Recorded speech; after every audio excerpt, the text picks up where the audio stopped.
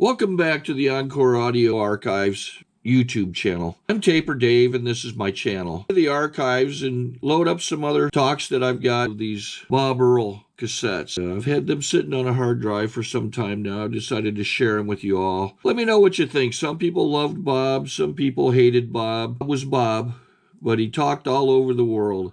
I mean, he's from Los Angeles, Beverly Hills area, and did other things. I think he was a writer. Just click down below, like or subscribe, or both, like and subscribe. Just click down below, like and subscribe on my channel. It helps me out.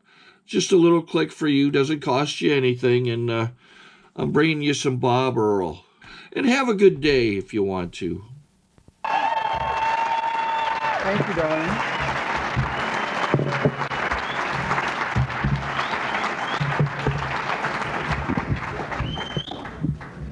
Thanks. That was great. I am Bob. I am an alcoholic and an addict. I assume in the interest of mental health, that's a sugar-free cake. I don't even want to think about being stuck in a hotel with 2,000 alcoholics and a cake full of sugar. And I'll stay down the street. Everything I say up here is my opinion, unless I read directly from the book.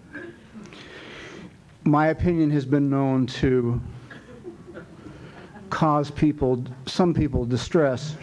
God, what a great guy. He was so funny. Which I always find amusing. Because it's just an opinion. And there's every chance I might even change it after the meeting. So while you're up pacing completely nuts, I'm saying to myself, I wonder if I believe that.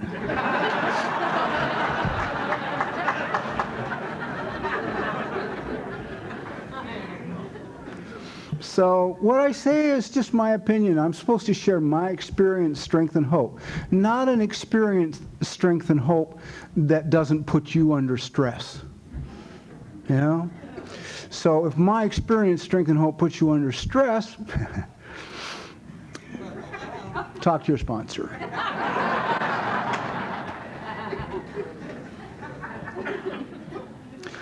I'm one of those who was emotionally disturbed before I ever drank. Seriously emotionally disturbed before I ever drank. And opinions were difficult for me, too, people with opinions, because I grew up in a house where there was only one opinion, ever. And all other opinions were wrong. And that caused me a lot of trouble in early recovery, too, because I never understood the concept that you and I can have a different opinion about a topic and neither one of us are wrong. I couldn't get it. I wasn't raised that way. I was raised where if you're wrong, I'm right. And if I'm wrong, you're right. And that's it, you know, and that's how it goes. And so if you have an opinion different than mine and yours seems to be the popular one, then I have to change because it makes me wrong. So opinions were always tough for me for a long, long time in recovery. I grew up in Los Angeles. I'm the product of an alcoholic father and a child batterer for a mother, award-winning child batterer for a mother. She used her fist, broke my nose, tore out the corners of my eyes. She did a lot of damage. No wonder I had a little trouble with relationships when I got sober. But no one was around at that time to point that out to me as I kept going through wives with a very uncomfortable frequency. So anyhow, at 15, they threw me out of a high school in Los Angeles called Manual Arts. And they sent me to a high school that used to be there called Jacob Riis. And Jacob Riis was for people like me. And to give you an idea as to how disturbed I was, I lasted, there was not, to the best of my knowledge, I don't think there was an educational credential at Jacob Riis in anybody. I think most of them were either juvenile police officers or retired juvenile police officers. And basically their job was just to keep us there for the day, you know, off the streets for 7 hours and then let the animals back out. I lasted one day in Jacob Riis High School and they called my mother and said, "We don't want him in the Los Angeles City school system."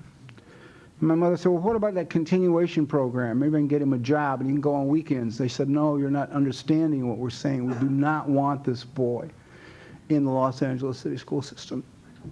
What had happened was this. As a little boy, I had an attention deficit disorder. Well, I still have it. But because I was getting my ass kicked in and I had this disorder that made it difficult for me to learn, I was very slow in school, really slow, but I had a very high IQ. And in those days, if you had a high IQ and you were slow, they thought you were doing it intentionally to just be a trouble. So I was embarrassed and humiliated a lot in school. And when I was 14, I hit 6 feet and everything changed between me and my instructors. We had a different relationship, which is one of the reasons they asked me to leave Los Angeles City school system. So there I was, 15 years of age, could not function in the school system. I hadn't drank. I didn't know anything about drinking or using yet. It was to be 3 days from then. And I was down on Hermosa Beach, and somebody gave me a marijuana cigarette and a half-gallon jug of red wine to wash it down with. If there's anyone out there that does not know what happened, you came through the wrong door.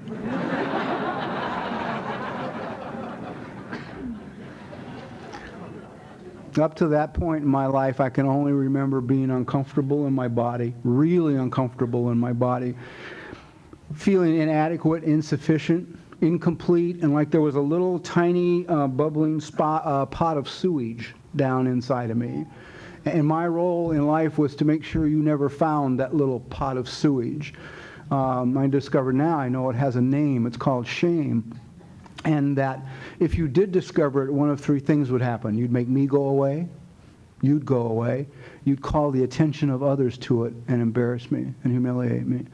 So I had lived under that pressure for 15 years, and that marijuana, cigarette, and wine fixed all that in a matter of moments. In a matter of moments, I was comfortable in my body. The little pot of sewage was gone. I no longer felt inadequate or insufficient or incomplete. Girls took on a whole new meaning to me on the beach that day. The sand was no longer an irritant, to me. It was like life was okay suddenly.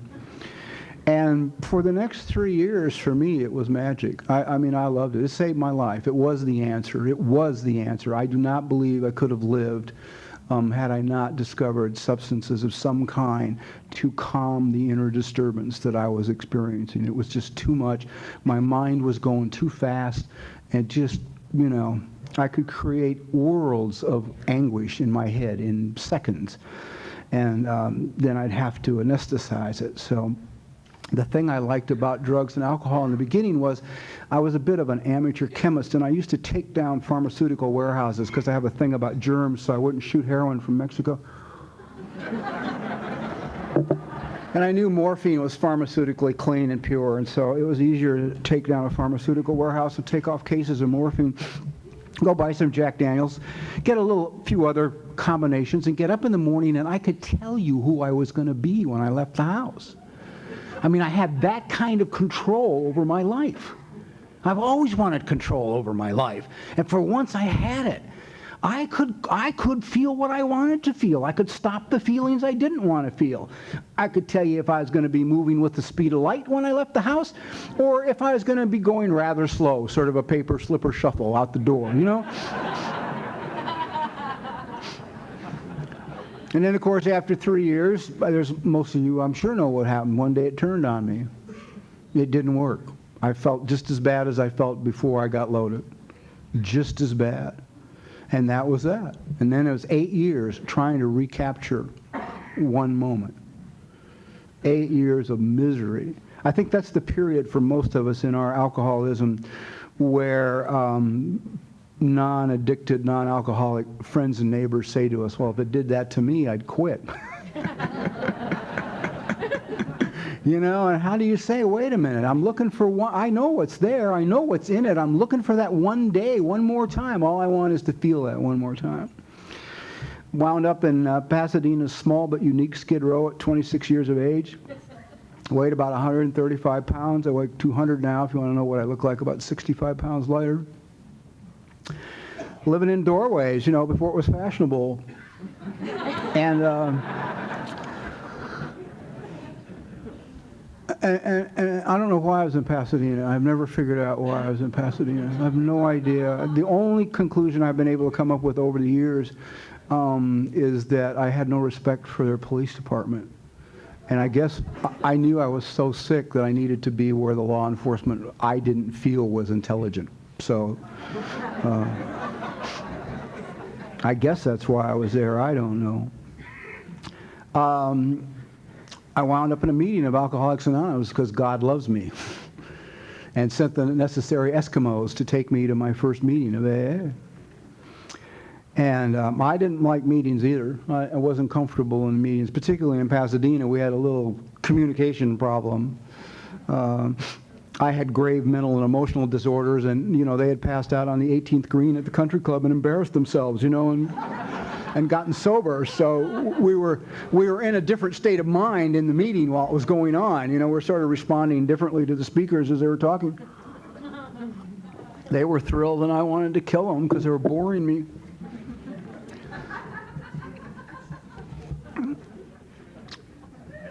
We have a saying. We have gotten a lot of sayings in AA over the years, which I just love because they're not written anywhere, and yet they're spoken as if they're gospel, as if they're chiseled in the mountain. One of my favorites is "Don't get emotionally involved." Why not? I can only assume that saying originated with someone who had difficulty with relationships and figure, I'm not getting laid, you're not getting laid,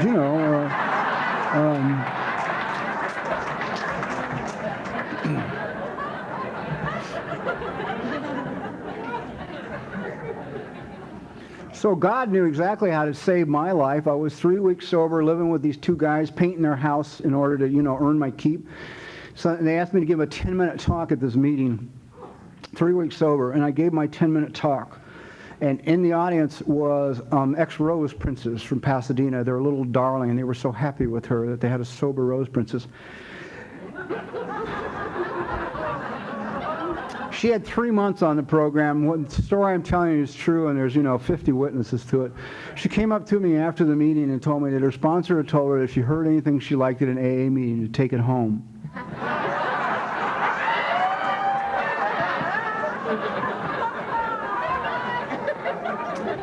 It seemed like an outstanding idea to me. Then of course I was the target of all their slings and arrows because I deflowered their damn Rose Princess, This animal had, And we were together about a week, and it was great, and then she had a complete emotional collapse and wound up in a private psychiatric hospital. And that didn't upset me maybe as much as it should have, because I kind of figured from the beginning that sober sex would be something like that, that you'd meet and you'd have a lot of passion, and then one day you would lose your mind and be put away.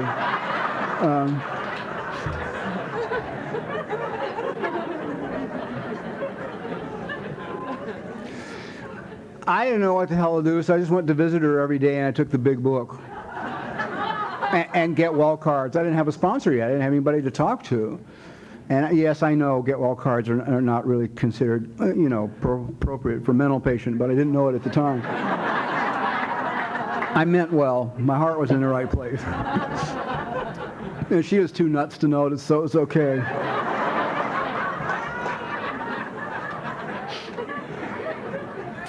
So we used to sit by the swimming pool in this private psychiatric hospital, this swanky joint, and plan the rest of our lives together with God, AA, and the 12 steps.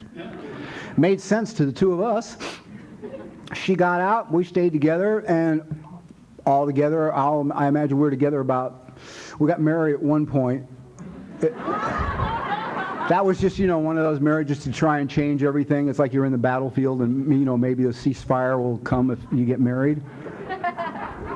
That's really good logic. I've always loved that logic. My intuition told me not to do it, but I wasn't raised in a way to understand my intuition or listen to it. I remember going up the aisle, and my little intuitive voice was saying to me, this is not a good idea. And I just said, oh, shut up, you know. She's beautiful, and I'm not complete without somebody on my arm, and so, you know, this is the right thing to do. I do. We had one of those marriages where we probably, I don't know how many times we separated, somewhere between 6 and 8 times. I mean, enough that, you know, sponsors and friends had said, if you go back together one more time, we'll never speak to you again. So, of course, we did, you know, I mean, it was mandatory that we do that. And then for some strange reason, we didn't see each other for about 10 years, although we were both sober in Southern California. Our paths just never crossed. And about 10 years later, I went to speak at an Alano club in Burbank. It's half the size or more than half the size of this room. And I'm like in one corner of it. I come in a door like at the front in one corner, and she's clear back in the far corner, and we see each other, and we go across this Alano club like a Clairol ad, you know, just running towards each other. And we just kind of entwine, and at the same moment, we said the identical thing. We both said, thank you for being part of saving my life.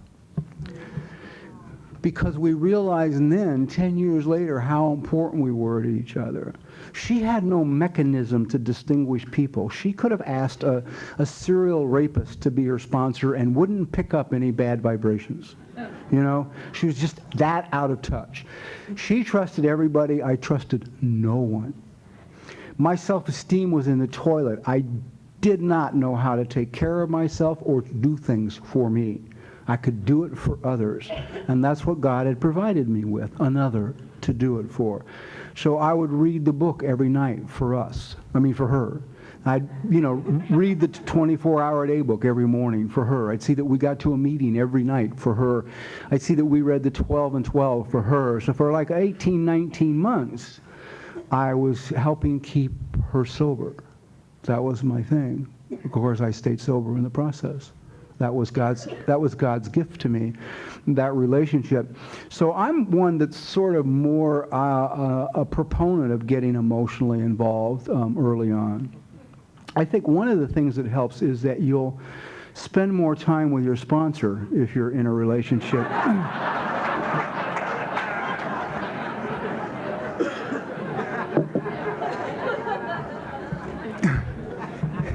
You might get by with 2 or 3 calls a week, you know, without a relationship. With a relationship, it'll be more like 2 or 3 calls a day. So that's a good reason to. Well, what do I want to talk about? AA was an interesting experience for me. I've been sober and clean for over 34 years. It's been quite an adventure. Yeah.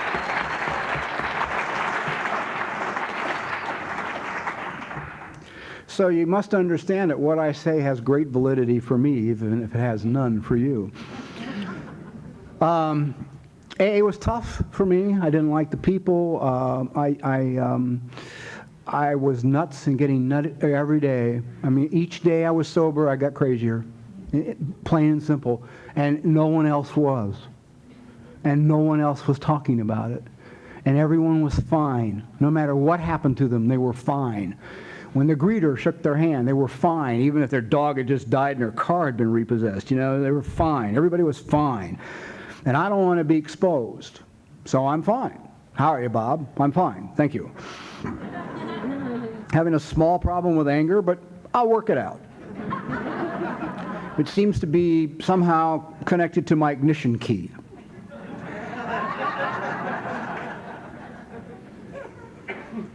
I can remember being 8 years clean and sober, meditating for 4 hours every morning, getting up at 4 o'clock in the morning to meditate for 4 hours. I like meditation. I learned the kind of meditation that taught me medication. That's a good one. It was medication for me because I learned a third eye leave your body meditation, and I love leaving my body. It's always been the least favorite residence for me. So a meditation that took me out. I'm compulsive and obsessive. If you do not know what compulsive and obsessive means, it means that we can take something that's good for us and kill ourselves with it. So when I quit smoking, I took up running. I don't run now, I walk because I have no knees left. Because, it's logic. It's if 2 miles a day is great, 3 is better. Hell, 5 miles a day is really good. Look at 10. This is cool. Hell, we can run 15 a day and do a marathon on the weekend for something to do. until we're taken to the emergency hospital at the end of the marathon. But that's how I like to do things. Or used to, anyway. I need that intensity in order to pay attention, to focus. It's part of what an attention deficit disorder is. So I was having a lot of stress. I mean, I was chasing people through the streets of Los Angeles at 100 miles an hour because they didn't use their turn signal, you know?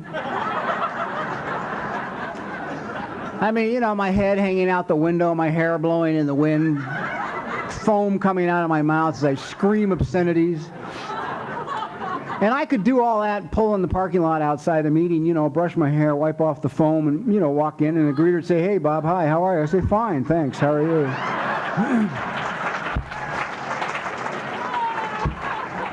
Because nobody else was talking about chasing people through the streets at 100 miles an hour, and I was not going to be the first. I eventually wound up being the first, but that was only because I was going to die if I didn't say something.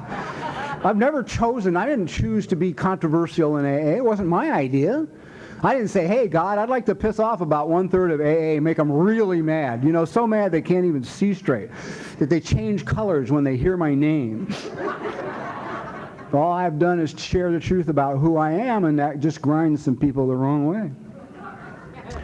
I left California 12 years ago. For about 10 years, I was gone about 10 years in Arizona and New Mexico. And when I left California, it was everything was happening. It was great. It was a lot of fun. ACA was up and running like a wildfire. A lot of people were going to meetings and getting some help. CODA was up and running. A lot of AAs had started to go to Al-Anon to get some more information. There was a lot of workshops and conferences available with professional speakers talking on those issues that are important to some alcoholics. And so I thought, coming back after 10 years, I thought, I can't even imagine what it's going to be like. I mean, this has got to be really exciting to get back there and see where they've brought all this after 10 years. Man, I don't know what happened, but, you know, I come back and everybody's nuts with stuff, you know? Oh, he's an addict. We don't talk to addicts. That's an alcoholic. We don't talk about sober here. You know, I'm like, what? Wait. When I left here, there was a lot of inclusion going on, you know. It wasn't exclusive. We were being inclusive. We were including people. It was opening minds. Things were happening. And I said, you know, I'm back here and you're saying that crap. You cannot share unless it pertains directly to your alcoholism. I love that one. That one's from General Service, and I don't know, because I don't know anyone in General Service, that either they really missed the boat or that was a highly intelligent comment from them.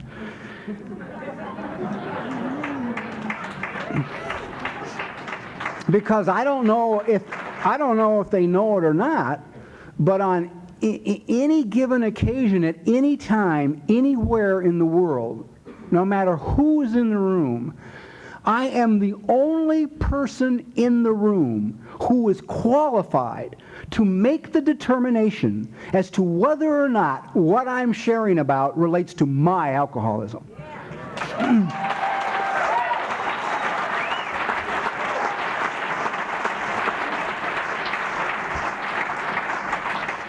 And I'm not being a hard ass here. No one's qualified. You're just not qualified to make that judgment when I share. I might be talking about my parakeet, you know, who died. And I might be really distressed, in grief, sobbing. And somebody's going to give me a load of crap about self-pity and a parakeet's got nothing to do with my sobriety. You don't know what my relationship is with my parakeet. You know, I mean, maybe when I first got sober, my parakeet was my higher power. You know? Maybe I used to sit at the birdcage and talk to God, and now my God, as I understand him, is dead.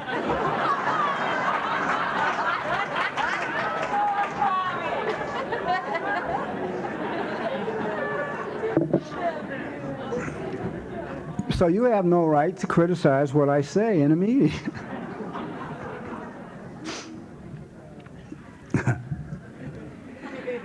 I love AA. Some people think I don't because of some of the things I say, but I say stupid things sometimes. You know, I get strange, or I forget to equate it to me, and I equate it to everybody. You know, and it does irritate people. And then if they have a tendency to hang on to stuff, they clutch it to them for years. You know, not assuming that I may have changed. You know, or well, of course we do that here. We don't really judge people; we condemn them.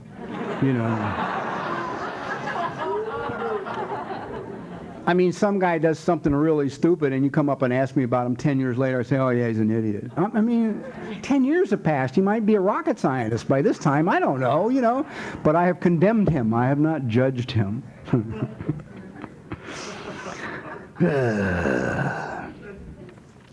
Well, AA's, I think that a lot of things they talk about a lot here are really important. Being of service, I think, is almost critical for those of us who are thinkers, you know. Basically task-oriented, you know, if your mind is going the speed of light, if you don't need anyone else in the room to help you create anxiety,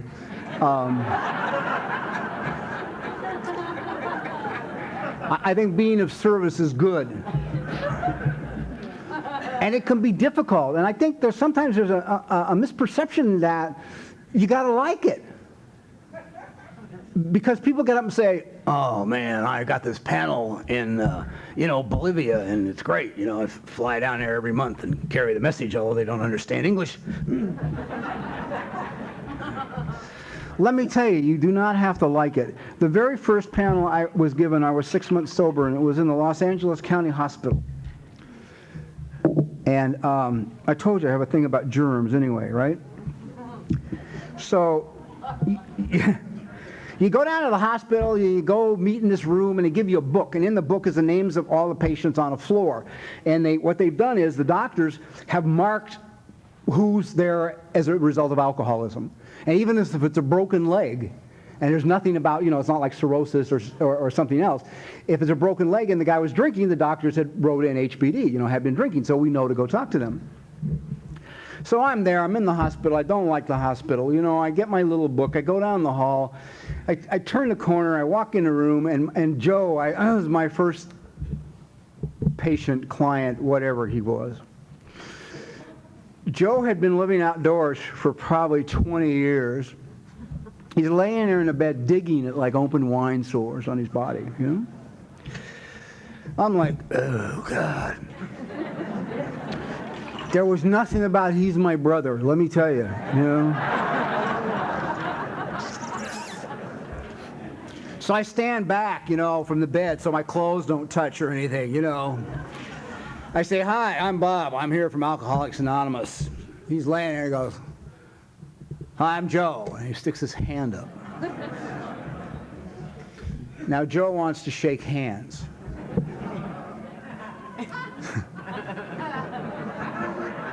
And all I can hear is my sponsor's voice saying, on any given occasion, you may be the only example of AA a man will ever see. Be the best example you can. So I shake hands with Joe, and then I talk to him with my arm out here, like away from my clothes, for the next 10 minutes. And then I get out of there, man. I'm on a dead run down the hall to the bathroom, you know, right past the soap for the general public to the surgical soap. I got to where I would be washing my hands about 35 times a night. I was nuts. I was insane on that panel. I get in my car after and I think, God, I can't touch my steering wheel. I'm going to have to touch it in the morning when I'm clean, you know, and I'd get a rag and I'd drive home with a rag on the wheel. Sorry to interrupt your viewing. Taper Dave here. Just wanted to take a second to ask you to like and subscribe to my channel. Let me know if you like what you're listening. I've got some very good talks here, and this one's a great one. Just curious, do you think this is better than Zoom? Tell me what you think. But I showed up every week, you know, and it was great because I wasn't thinking when I was there. I was so nuts about the germs that you know, I was perfectly happy. So I did the panels, and I, you know, spoke, and I did all the things that AA and my sponsors were asking me to do, and it kept me sober. Kept me sober. Surrendering to God is difficult for me. I do it, and it's easier now, but I'm what's called a task-oriented person. In other words, I must be doing something in order to have value, for me to have value. An example would be, say I go out to my refrigerator and I open it up and I look and there's no milk. And I close the door and say, I got to go to the store and get milk. Now, to this point, we're okay. That's mental health. You know, I've recognized a need, and I can take care of it. You know, I know the solution for the problem. I've identified the problem. I know the solution. Go to the store. What happens next is where we cross the line. I look at my watch and say, I've got to be back at 3. Well, I don't have to be back for a couple of hours, you know. But I've now put this time limit on myself. If I'm a worthwhile human being, I will get to the store, get milk, and get home by 3 o'clock. And well, you know what this sets me up for? Total lunacy in traffic. You know, in the store, I'm in the 8 items or less line behind some broad with her checkbook and 14 items, you know. And I want to just kill her. Yeah, and I'm completely insane because if I don't get home by 3, I have no value. I have failed one more time. So for me to surrender with that kind of energy process going on, it's been difficult. And usually I have to be stopped physically, either injured or really sick to surrender. And so 5 years I was really injured badly in my back, and so I surrendered. It was great. You know, I surrendered, got injured, and my life changed, and I became a writer. And for the next 12 years I wrote and produced television and got married and divorced and made lots of money. And at 17 years, I could have been a poster for AA, you know? Look at this kid from the streets with no education. Here he is, 17 years sober, staff writer on a hit television show, living in a penthouse at the beach, driving expensive cars, divorcing one gorgeous, expensive wife, moving in one young, gorgeous girlfriend, expensive. I should have taken up gambling, let me tell you.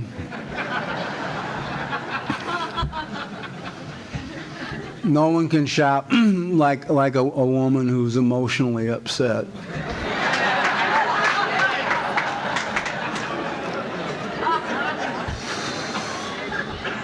And if she's shopping on the card of the person that upset her,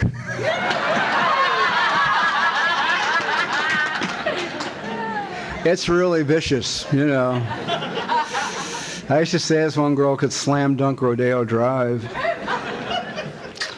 So here I am, 17 years clean and sober, writing, making money, living in a penthouse, driving nice cars. I mean, you know, didn't smoke anymore, was running. If you looked at me, you'd say, oh, I think I was a vegetarian. But then you look at my life, you'd say, my God, he did it. Whatever it is, he did it. One small problem. Every morning when I woke up, the only thing I could think about when I first opened my eyes was dying.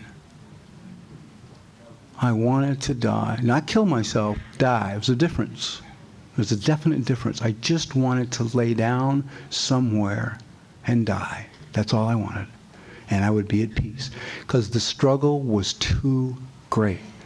I was 17 years sober and crazier than I was the day I came through the doors. And I didn't know what was wrong with me. Of course, the feelings were coming back, but I didn't know what they were. I hadn't been allowed to experience them since I was a child. They were beaten out of me, the capacity to identify them and express them. So the only place I could think to go at 17 years was to a therapist. And I went into this therapist's office, and we sat down. This was the first session, you know, the free get acquainted, see if you like each other session. And she said to me, start with your childhood. Tell me a little bit about yourself. And I said, well, I'm 15. They threw me out of manual arts, and I discovered drugs and alcohol and spent the next 11 years drinking, using, smuggling narcotics, and I went into AA 17 years ago. And she said, I said, start with your childhood. You weren't born at 15. I looked at her and said, I don't remember it. And by this time, 17 years sober, I'd written 32 inventories. 32 written inventories. I'd probably read these 32 different inventories to 11 different people. No one had ever said a thing about the fact that they started at 15 years of age. And the reason for that is it seems that we pick like-minded people. So my sponsors couldn't remember back either. You know, I was just drawn to them and they were drawn to me. I mean, we connected. Neither one of us had a childhood. Hey, hi, how are you? Good. You know? Let's go have coffee, you know, and talk about everything about our childhood, which we don't have, because we're... So, when I said that I didn't have one, I couldn't remember it. She got this strange, eerie smile on her face. By this point, I was a little cynical, needless to say, and I thought the smile was that she was going to call the Rolls-Royce dealer when I left the office and order the one with the full leather interior because she had somebody who was about to pay for it, you know.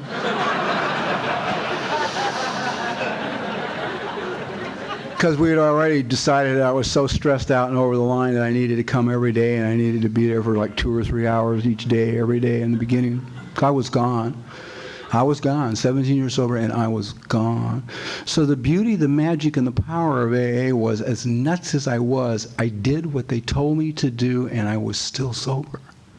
So that crazy, I was still sober. You know, that's the beauty of it. Basically what she was trying to say to me with that smile was, if you stick this out with me, if you have the courage, I will be here in this room with you when you discover and meet the man you are, as opposed to the man you have believed yourself to be for all these years. And I'm delighted to say I had the courage to stick it out with her, and we put a few years together, she and I. Changed my life forever, forever. Now, one of the interesting things I noticed when I came back to California was that we've lost a lot of literature, apparently. It seems that what I'm hearing from some quarters that the only thing that matters anymore in AA is the first 164 pages of the big book. Screw the 12 and 12 or, you know, any of the stories or anything else, because those have all come after and they're not as sacred as the first 164 pages of the big book, which is, of course, discounting the sober experience of all those that had gone on and wrote after the original book was written. I think for me, that would be a lot of arrogance to discount what the other sober alcoholics contributed to our literature long after the book was written. Well, there's a lot of heat over therapy, and you know, in AA, a lot of controversy, and a lot of controversy about some of the medications. I've heard people say at the podium, if you take Prozac, you're not sober. No one is entitled to say that in AA, just so you know, you know.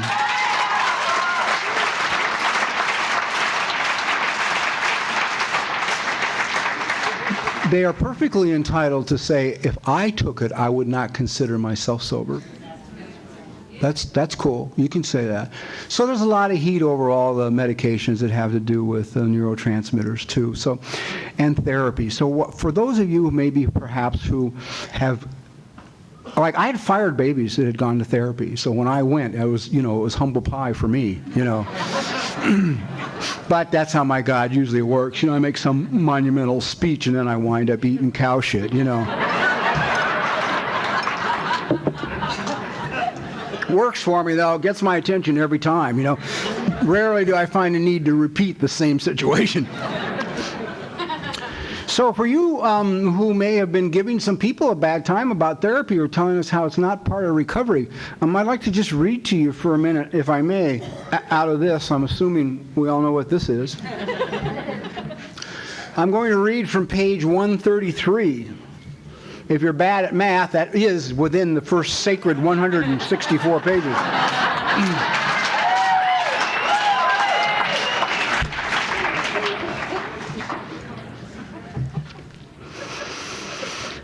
Now about health. A body badly burned by alcohol does not often recover overnight, nor do twisted thinking and depression vanish in a twinkling. We are convinced that a spiritual mode of living is a most powerful health restorative. We who have recovered from serious drinking are miracles of mental health. But we have seen remarkable transformations in our bodies.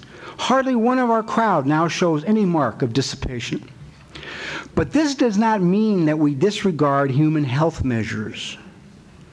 God has abundantly supplied this world with fine doctors, psychologists, and practitioners of various kinds. I don't even want to guess at what Bill meant by practitioners of various kinds. I don't want to touch that one. Seeing as he and Arthur Ford, the psychic, were buddies before Arthur got sober, and that he and Dr. Bob used to play a Ouija board after the meetings, I can't even imagine what he meant by practitioners of various kinds. Now here it gets really unclear. Do not hesitate to take your health problems to such persons. Most of them give freely of themselves that their fellows may enjoy sound minds and bodies. Try to remember that though God has wrought miracles among us, we should never belittle a good doctor or psychiatrist.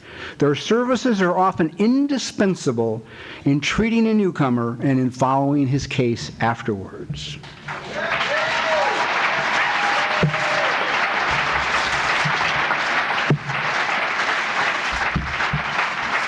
In fact, before they published the book, they gave it to a shrink to get his input on it, you know? So all I'm just trying to say is lighten up a little bit. It's basically about some of us need more tools than others. Do your entire sobriety within the confines of Alcoholics Anonymous. And that's great. Fine. I have nothing to say about that. I wish I could have. Saved me a lot of money. But that hasn't been my case. It hasn't been for me. Because one thing I must do, it's critical for me, is to continue to improve the quality of my life. If I do not improve the quality of my life, mentally, physically, and emotionally, I'm apt to get loaded again. That's the only thing that'll send me out. You know? I've been through deaths and births and weddings and, you know, buried a lot of people. And my biggest regret probably is not friends of mine who have died from, you know, their livers went or have died from AIDS and sobriety, but the 10 men I know who, with more than 9 years of sobriety, blew their brains out because of these very issues, and no one was there to help them with it. You see, one of the things that happened to me, it was really interesting. It took me a long time to discover this. When I got to the amends step, my sponsors made a big deal out of it. You know, how this is it. This is the step that separates the men from the boys. And yeah, baby, I mean, just, you know, you'll find the promises are after that. I mean, this, you know, this was it. It was really played up to me as this is it, the amends step. And I worked the amends step, and it was no fun for me because I had hurt some people really badly, and they weren't even glad I was sober. They were sorry I was alive. So it wasn't a warm, heartfelt experience like many people were relating from the podium. But I made them anyway.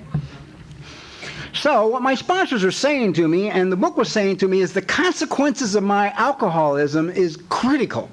Did I deal with the consequences of my alcoholism? And I believe, for me, my recovery basically has been in the early years, it was about dealing with the consequences of my alcoholism, going to meetings, sponsoring people, carrying panels, writing inventories, going to hospitals, making amends, you know, sending a lousy $5 checks off, you know, all that stuff. And then at 17, when I was completely off the chart, it became necessary for me to begin to deal with the consequences of what had been done to me. No longer what I had done to others, but now what had been done to me. And the thing that's interesting to me is you really can't have one without the other. You cannot tell me on one hand how critical the amends step is and that I deal with the consequences of my addiction, and then when I start to tell you about my childhood, have you say to me that that's not relevant because it was a long time ago. The consequences of what went on then are as critical as the consequences of my addiction. For me, you know.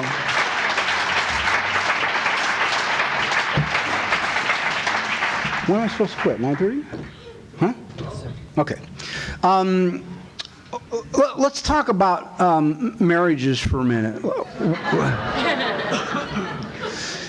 It is not difficult for anyone out there who has some information or perhaps a degree in psychology to understand from the short talk I've given why I had a rather difficult time in a marriage. And it's simply this. I was beaten senseless by a woman, and no one came to help, including my father. Okay? So, I don't mind women who are covertly angry. I like that, actually. That works. You know, that's a connection for both of us. It means we want to kill each other, but we won't admit to it. So it comes out sexually, and it usually works well for a while.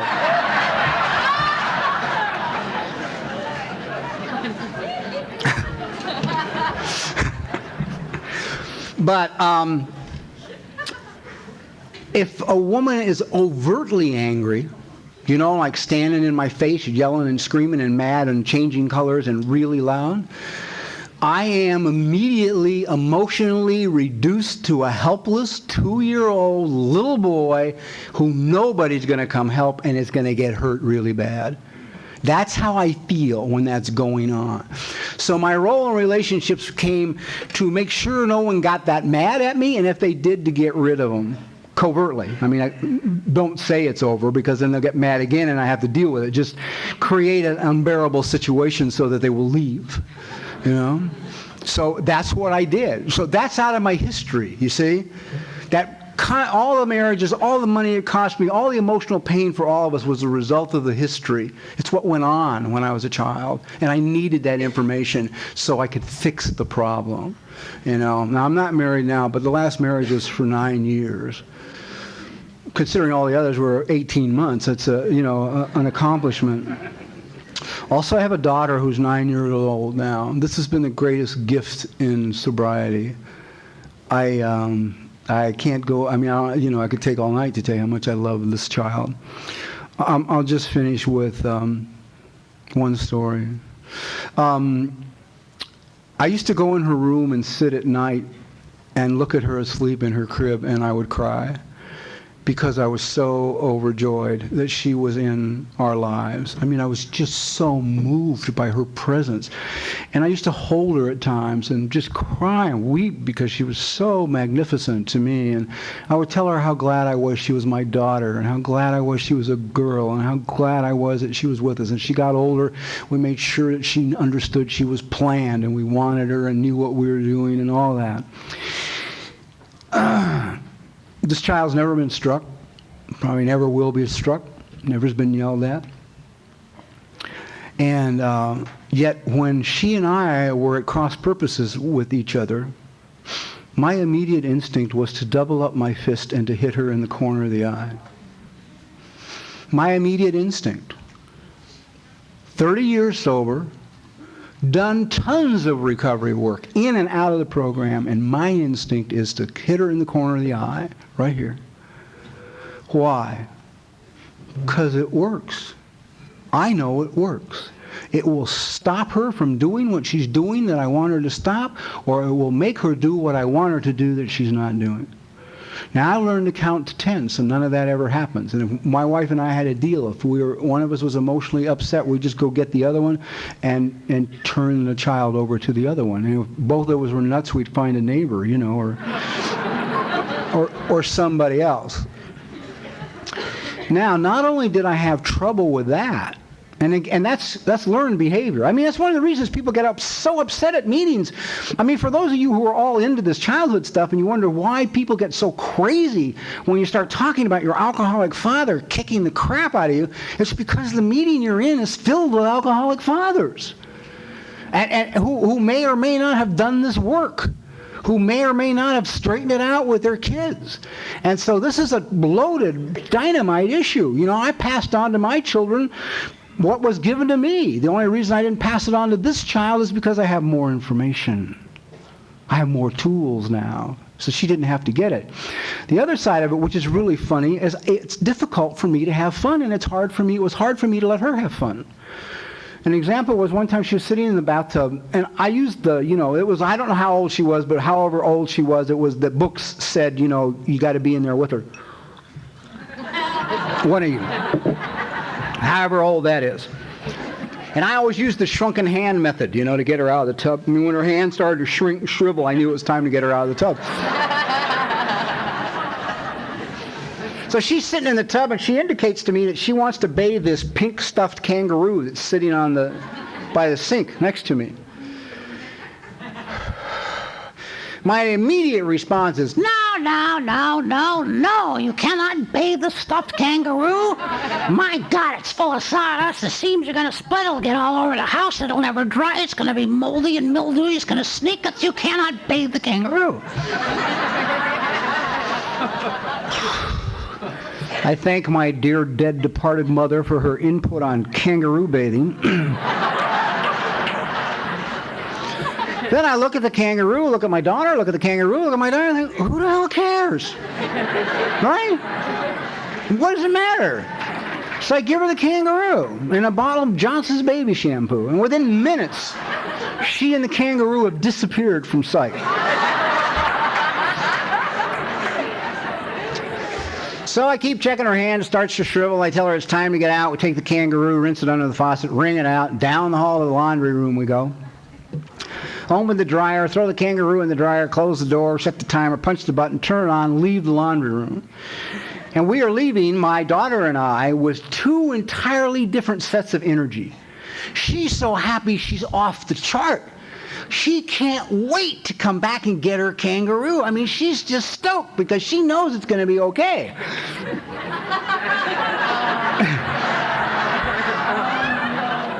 Dad, on the other hand, knows the only way the kangaroo is coming out of the dryer is with the dustbuster, right?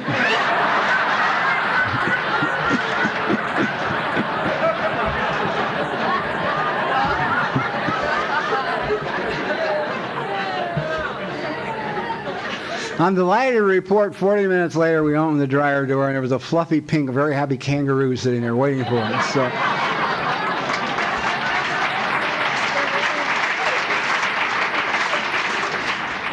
So it worked out. But it worked out because I'd gotten tools on how to raise a child, and I talked to people who are professionals about children and child rearing, and I'd read books on how you do it and how you don't shame them and how important it is that they never be hit under any circumstances. And so I could do it differently this time because I availed myself of the information. So all I'm trying to say to anybody here is that's me, that's my experience. And if your experience is you need more tools, you know, bless you, man. And if you need permission, you've got mine. You know, you can say, Bob Earll said I could go to the shrink. The only danger I see with the people that take medication, be involved with the neurotransmitters and the go to therapy is that they replace AA with it. And that's not what it's about. These are tools in addition to. And actually, if you do decide to go out and go into therapy, I suggest that you sponsor a couple of people and get a commitment at your local meeting because it'll cut down the cost of your therapy for you. So much shit will come up while you're sponsoring these people and working the commitment that it'll give you a lot to take in, you know, and to your therapist. So you may save a lot of dough. I want to thank the committee for inviting me here. This is a great conference, a lot of sobriety in the room. That's great. It's very comforting. And God bless you all. Good night.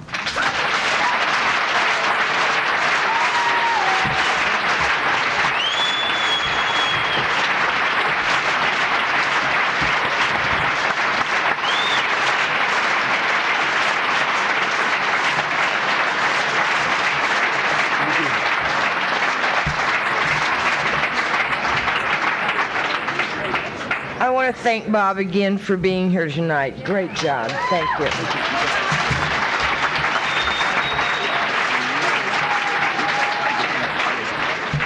I think we got a great talk going on here. Thanks for watching the channel. Taper Dave here. Just curious, do you think this is better than Zoom? Okay, this is how I prepare my drone for launching. I like to do it inside the cab of my truck so I'm not standing outside in the weather.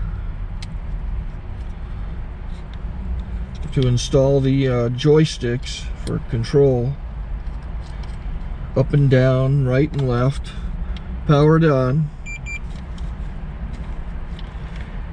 I have an Android phone that I use to connect it to the drone with. And it's actually controlled through the iPhone, through an app. Oops, wrong way. It's actually controlled through the iPhone, or through this Android phone, through the app. It's actually controlled through the Android phone, through an app, and you connect it through this short connection right here.